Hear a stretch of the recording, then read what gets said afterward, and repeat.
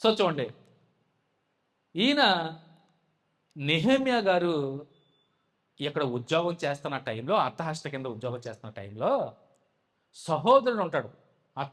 ఎవరు, మన నెహెమ్యా గారికి. సో యెరూషలేముకి రెండు గుంపులు వెళ్ళిపోయినాయి కదా. సో ఈ నెహెమ్యా గారు ఈయన ఆధ్వర్యంలోనూ మూడో గుంపుగా శేషం ఉంటారు చూసారా, అదనమాట మూడో గుంపు. అంటే మూడో ప్రయాణం అని మనం చెప్పాలి.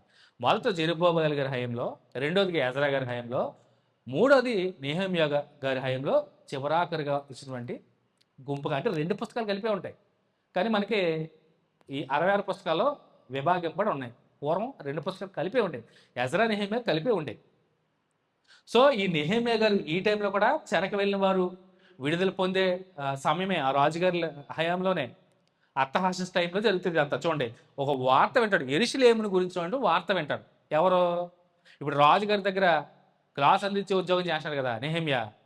ఆ టైంలో ఈయన వార్త వింటాడు యెరూషలేము గురించి, యెరూషలేము దుస్థితిని బట్టి, యెరూషలేము ప్రాకారంలో ఎలా అయితే పడగొట్టబడతాయో, అంటే యెరూషలేము ప్రహరీ గోడలు ఒక రకంగా చెప్పాలంటే ప్రాకారంలో శిథిలమైపోయే దుస్థితిని చూసి ఆ మాటలు విన్న నెహెమ్యా చాలా బాధపడతాడు.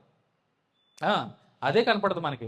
సో 400 చరిత్ర కాలం చూడండి, 486 నుంచి 432 క్రీస్తు పూర్వం.